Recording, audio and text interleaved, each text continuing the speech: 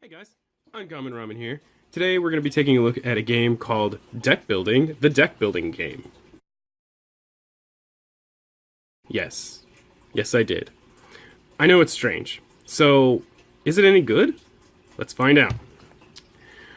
In Deck Building, the Deck Building Game, you're going to be using a deck to build a deck from deck building techniques, or actually mechanics, and not so much deck building techniques. Anyway, have I confused you yet?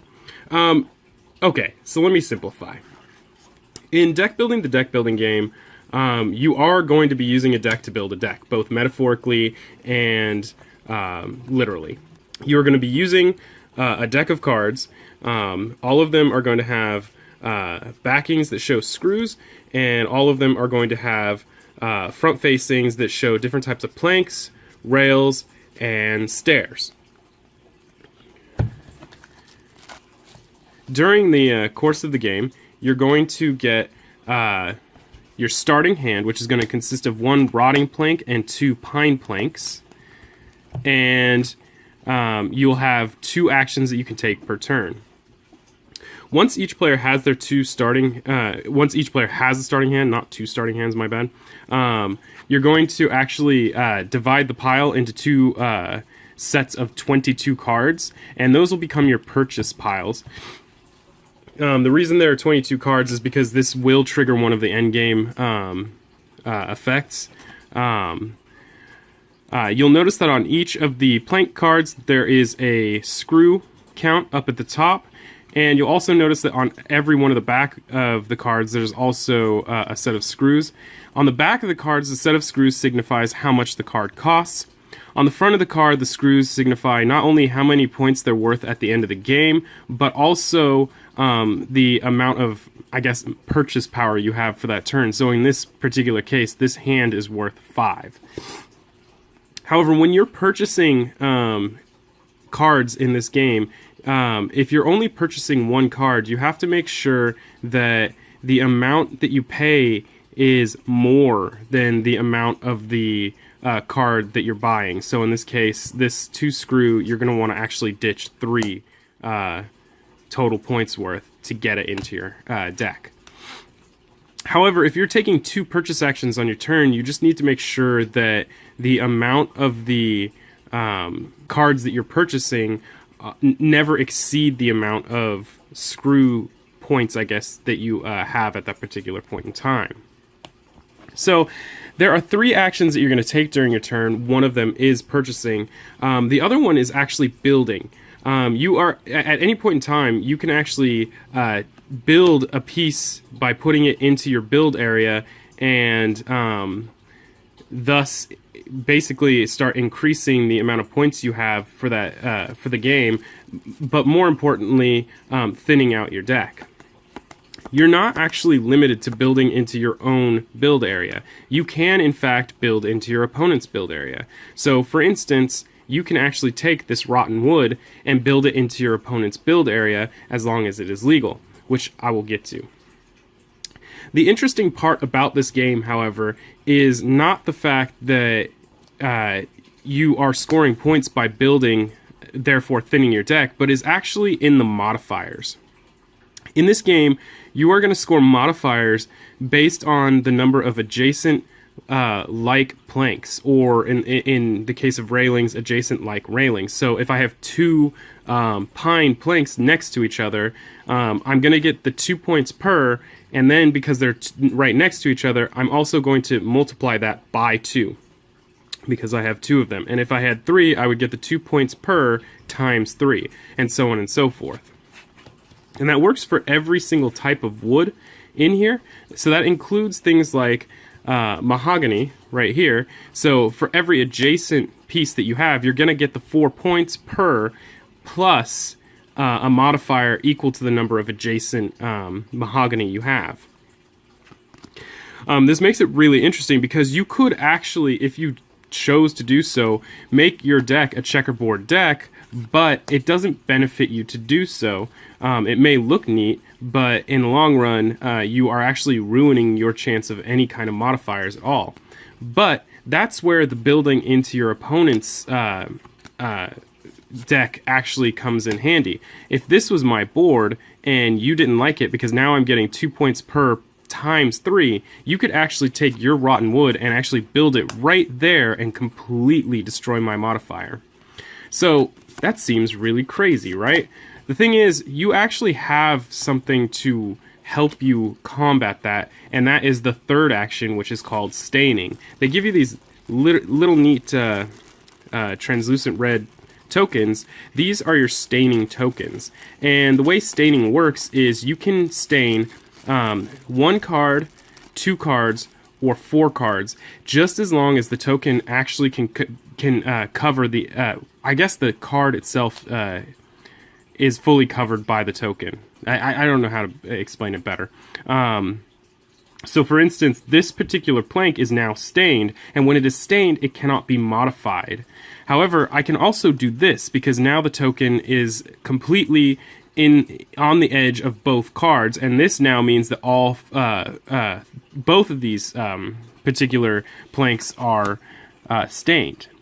And then finally, the last legal placement is if I place it right here in the corners, the token is still completely covering cards, and it signifies that all 4 of these particular planks are stained and therefore cannot be modified. This is how you protect yourself from the rotting plank. So what happens if there is no card here and you only have the 3 cards? Well, you cannot stain like this. You can either stain these 2 cards, these 2 cards, one of each of them, or none of them.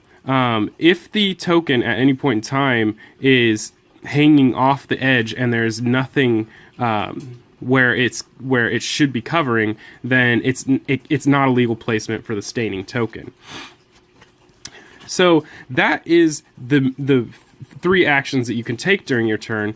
But doesn't that mean that if you keep playing, that eventually you can put yourself in a position of having no cards in your hand? Yes. That's actually one of the ways to trigger the end game. So there are 2 ways to trigger the end game. The first of which is to deplete one of the 2 purchase piles that are sitting in the middle of the table. The second of which is to have no cards left in your hand, deck, or discard pile, thus basically ending your turn and giving your opponent one last turn to do what he needs to do. And that is kind of what the deck building game is. You are trying to do your best to build the best, most beautiful decks so that you can make the most amount of points. Quickly, I'll run over railings and stairs really quick. Railings score 2 points for regular railings per other railing adjacent to it. And then there are ornate railings that will score 3 points per adjacent ornate railing. They only score points for themselves, so you have to make sure that you have other railings adjacent to it that are the same type. But they're just another way for you to gain some points. And then finally, there are stairs. And the stairs are interesting because there's actually multiple uses for the stairs. You'll notice that they actually don't have a value as far as screws, so they don't have a point value in the sense that if you play them by themselves, you're not going to get any points for them. And they also have 2 actions they can do. When placed, the stairs can actually copy any rail next to it. So in this particular case, you can count the stairs as this type of railing as far as points are concerned. So it would actually be 2 points per card times 2. And then the other action that it has is that you can take this stair and actually put it onto the bottom of one of the purchase piles and get an extra turn, or not an extra turn, an extra action for that turn. So instead of having the 2 actions, you'd actually have 3 actions. Some quick rulings about the rails and the stairs. When you're placing the stairs, it has to be facing outward. Obviously, that is not a legal placement, and that is also not a legal placement. It has to be facing outward. And that is the same with the railings, where this is a legal placement, this is a legal placement, but this is not a legal placement, and neither is this. So it's just really simple rules like that. Another interesting set of rules that I think we should go into, because I know this is going to get some questions, is when you have railings like this, because there is no corner rail, these two cards are actually considered adjacent to each other because we know that the railings actually go around in a corner, and if you were to set them up like a normal railing, they actually are adjacent. So these two cards are considered adjacent, so you would actually get the 2 points per piece of railing, and then times 3 because there's 3 adjacent. Just a quick rules clear up there, just in case there was a question, because I know there would be. And that is deck building, the deck building game. You are just basically building a metaphorical deck to maximize the amount of points you have, while at the same time staining to, I guess, try and keep your opponent from wrecking your modifiers, and so on and so forth. Rotting wood is still worth points, and it's definitely still worth points while adjacent to each other. It's just worth the least amount of points. So in worst case scenario, if you're getting really messed up and all you're getting is a whole bunch of rotten wood, you can still gain points. And I've seen people gain a substantial amount of points using rotting wood. It's just not the best way to go about it. Furthermore, I personally would never stain rotting wood because you can always build on top of your cards. So that's another thing that I forgot to mention. When you're building, you can either build adjacent to a card that's already built, or you can actually build on top of another card, both in your area or in your opponent's area. So you have that kind of flexibility, but more importantly, you can actually upgrade the cards. So if your opponent did destroy your modifier by placing the rotten wood over one of your pine planks, you can actually just turn around and rebuild on top of it another set of planks, should that benefit you. So the game is actually really simple to learn and actually really simple to play. And to be honest with you, it is actually really fun to play too. I was skeptical at first, especially considering the second endgame trigger, which is to run out of cards in your hand. That can actually work against you if you're not paying attention and you're not strategically drafting, because like in my not my particular first game, but one of my friends that I played with actually ran out of cards without realizing that he was going to run out of cards, triggering the endgame and really messing him up as far as his deck is concerned. So you have to be really careful about how you're purchasing, when you're purchasing, how you're building, when you're building, and number of cards that are left both in your deck and in play. There will be a point in time, I know especially with my friends, where we built our decks so that they were very streamlined. That way when we were ready to end the game, we could end it very quickly. But yeah, in the long run, this game was actually a lot of fun. I was, like I said, I was skeptical at first. When I first picked this up, I picked it up on a whim because the name of the game is Deck Building, the Deck Building Game. It's hilarious to me. And I was like, is it really about building a deck, like a metaphorical deck? Yes, it is. And then I really was interested in how they were going to make that work. And once I played, 3 or 4 games of this, it was a very interesting, entertaining, very quick game.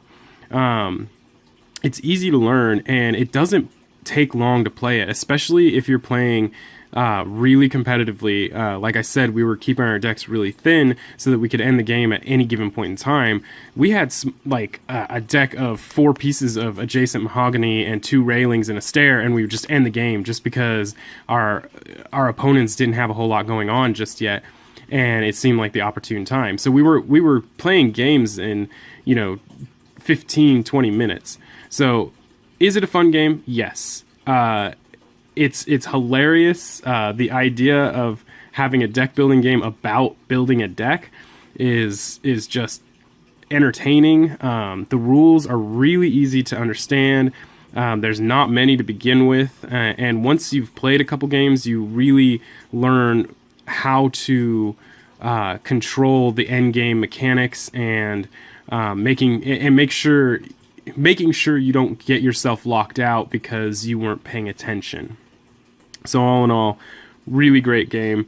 Definitely check it out. And that is Deck Building, the Deck Building Game, guys. If you liked the video, go ahead and like and subscribe.